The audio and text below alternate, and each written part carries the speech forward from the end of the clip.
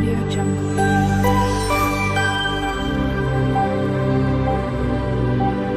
Audio Jungle. Hello everyone, જય શ્રી કૃષ્ણ. મારી ચેનલમાં તમારું સ્વાગત છે. આજે હું સાતમ આઠમ સ્પેશિયલ દાળ ચોખામાંથી બનતા દેસાઈ વડા એટલે કે ખાટા વડાની રેસીપી શેર કરવાની છું. આ ખાટા વડા ખાસ કરીને સાતમ આઠમમાં બનાવવામાં આવે છે અને ખૂબ જ સ્વાદિષ્ટ લાગે છે. આ રીતથી તમારા દેસાઈ વડા પરફેક્ટ માપ સાથે બહારથી ક્રિસ્પી અને અંદરથી સોફ્ટ બનશે. ચેનલ પર નવા હોવ તો જરૂરથી ચેનલ સબસ્ક્રાઈબ કરજો, જેથી મારા દરેક વિડીયોનું નોટિફિકેશન તમારા સુધી પહોંચશે.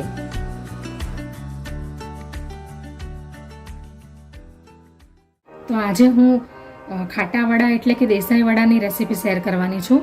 તો એના માટે આ એક વાટકી મેં આ ચોખા લઈ લીધા છે અને આ પોણી વાટકી તુવેરની દાળ લીધી છે, જે કોરી દાળ છે એકદમ. એટલે આમ તો સરખું માપ લેવાનું હોય, પણ થોડીક દાળ ઓછી છે એટલે આ પોણી વાટકી જેટલી મેં દાળ લીધી છે અને આ 1 ચમચી જેટલા મીઠી દાણા છે. તો હવે આપણે પહેલાં એને શેકી લઈશું. હવે પહેલાં આપણે એને દાળ અને ચોખાને મિક્સ કરીને શેકી લઈશું ધીમા તાપે. આ મેથી દાણા પણ આપણે અંદર નાખી દઈશું. બહુ વધારે નથી શેકવાના, થોડો કલર એનો ચેન્જ થાય ને બસ એટલા જ શેકવાના છે. વધારે શેકશો તો વડા જે એકદમ ક્રિસ્પી બની જશે. તો હવે દાળ અને ચોખા બંને શેકાઈ ગયા છે. બસ એનો કલર ચેન્જ થાય ને આવો, બસ એટલા જ શેકવાના છે. હવે આપણે ગેસ બંધ કરી દઈશું અને એને ઠંડા પડવા માટે મૂકીશું. અને ઠંડા થઈ જાય પછી આપણે એને મિક્સીમાં ગ્રાઇન્ડ કરી લઈશું. ગરમ ગરમ નથી પીસવાના, ઠંડા થઈ જાય પછી એને પીસવાના. તો હવે દાળ અને ચોખા ઠંડા થઈ ગયા છે. મેં એને કડાઈમાંથી ડીશની અંદર ઠંડા પડવા માટે મૂકી દીધા હતા. તો હવે ઠંડા થઈ ગયા છે. તો હવે આપણે એને પીસી લઈશું મિક્સીમાં.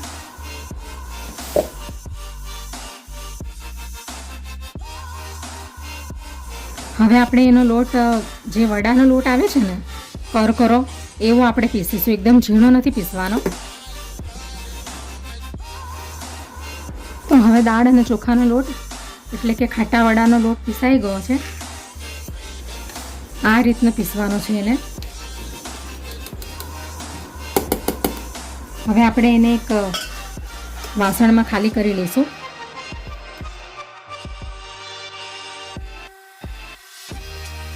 હવે આપણે એની અંદર સૌથી પહેલાં આ ખાટું દહીં છે, અંદર ખાટું દહીં અથવા તો ખાટી છાશ આવે ને એ નાખવામાં આવે છે. તો આપણે એ અંદર નાખી દઈશું.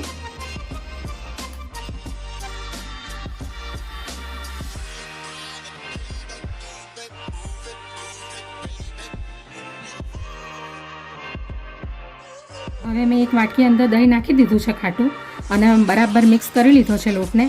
તો હવે આપણે એની અંદર ફક્ત ને ફક્ત 2 થી 3 ચમચી જેટલું જ પાણી નાખવાનું છે, વધારે નથી નાખવાનું. આ બાઉલની અંદર મેં 2 ચમચી જેટલું પાણી લઈ લીધું છે. બસ આટલું જ પાણી નાખવાનું છે અંદર.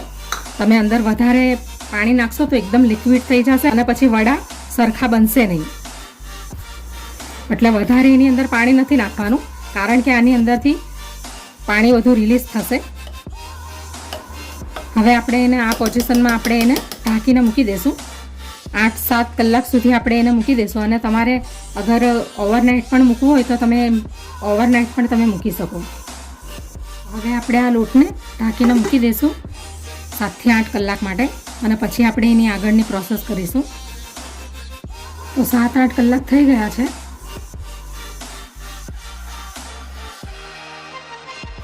તો આ ટાઈપનો એનો આથો આવી ગયો છે. તો હવે આપણે એની અંદર મસાલા નાખીશું. તો સ્વાદ અનુસાર મીઠું છે, અને આ હિંગ છે, અને અડધી ચમચી હળદર છે, અને આ 1 ચમચી ધાણા જીરું છે, અને આ જીરું છે અડધી ચમચી, અને આ સ્વાદ પ્રમાણે આદુ અને મરચાંની પેસ્ટ છે. તમારે અંદર લસણ નાખવા હોય તો તમે નાખી શકો. હવે આપણે બધું મિક્સ કરી લઈશું. હવે એની જાતે આની અંદરથી બધું પાણી રિલીઝ થયું છે. હવે આપણે એને હલાવશું એમ હજી અંદરથી પાણી રિલીઝ થશે. આની અંદરથી તમે જોઈ શકો છો કે આની અંદરથી પાણી રિલીઝ થયું છે. એટલે આપણે જ્યારે પલાળીએ ને ત્યારે ધ્યાન રાખવાનું વધારે પાણી નાખી દેશું તો પછી એકદમ ઇડલી ઢોસા જેવું બેટર બની જશે, તો પછી વડા બનવામાં મુશ્કેલી થશે. એટલે આપણે પલાળતી વખતે ધ્યાન રાખવાનું.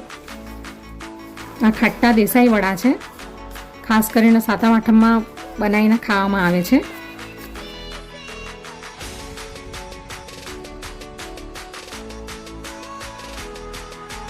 હવે વડા તળવા માટે વડાનો લોટ તૈયાર થઈ ગયો છે, તો હવે આપણે વડા બનાવવાનું ચાલુ કરીએ.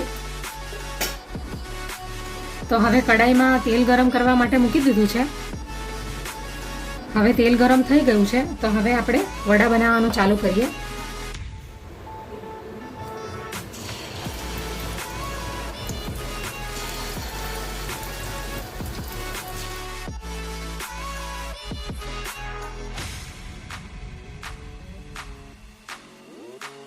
હવે આપણે એને હમણાં પલટાવાના નથી, પછી પલટાવીશું. એને બરાબર તળિયું છોડી દઈને વડા પછી આપણે એને પલટાવશું. તમે વડાને ફ્રાય કરો ને ત્યારે ઉતાવળ નહીં કરવાની, એને ફેરવવાની, નહીં તો પછી વડા બધા તૂટી જશે. એટલે પહેલાં એને વડાને અંદર મૂકીને પછી થોડીક વાર 1 મિનિટ સુધી એને ફ્રાય થવા દેવાના, પછી એને પલટાવાના, નહીં તો પછી બધા વડા તૂટી જશે. એમ બી આપણે દાળ અને ચોખાના જ બનાવ્યા છે, એટલે બીજું કંઈ અંદર ઉમેર્યું નથી. તો હવે વડા તૈયાર થઈ ગયા છે, ફ્રાય થઈ ગયા છે, તો હવે આપણે એને ડીશમાં કાઢી લઈએ.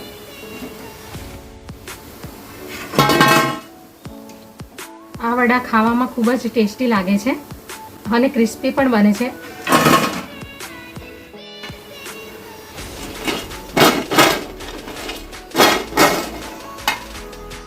તો તૈયાર છે આપણા દાળ ચોખાના દેસાઈ વડા, એટલે કે ખાટા વડા.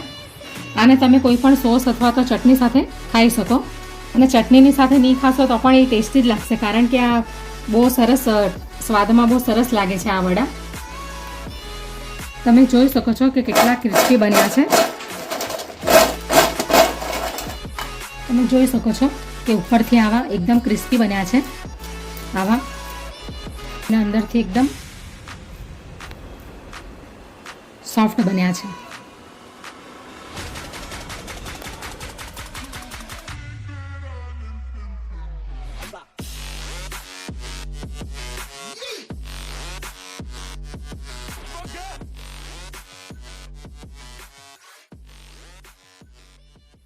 Audio Jungle.